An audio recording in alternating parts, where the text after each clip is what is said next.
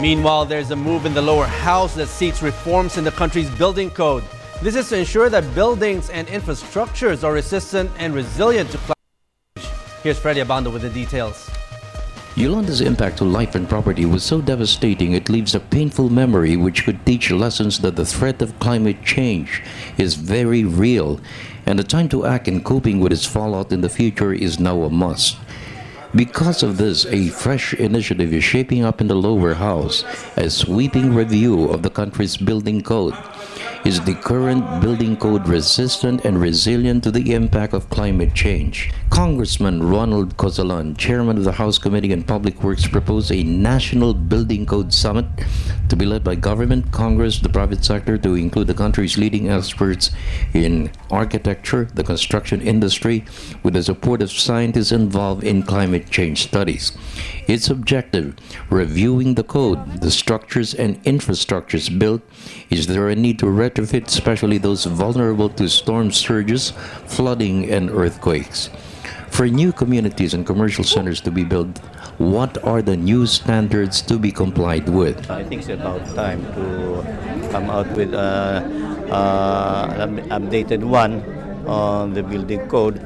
We will probably wait for an initiative from, well, we could do it in the Committee on Public Works, you know, the initiative to review the building code. We could invite all stakeholders, especially the LGUs, because they are the ones in charge of the implementation of the building code, and we will see what would happen in the wake of the recent typhoons which struck us. Congressman Lito Atienza, former Secretary of the Department of Environment and Natural Resources, said adapting to climate change should be a comprehensive plan.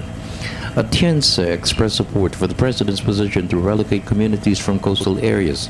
So with the President's push for a nationwide planting of mangroves. Atienza said it's time that climate change adaptation be taught in schools in all levels, and media should be more engaged in informing and educating the public on how to cope with climate change.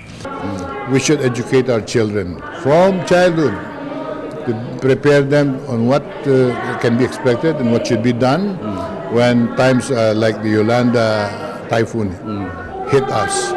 Kailangan preparado tayo. I am also working on a bill that should look into the building code that we have para naman kung anong kailangan i-adjust, especially on the issue of earthquakes, ay mapaghandaan natin. For the People's Television Network, this is Freddie Abando reporting.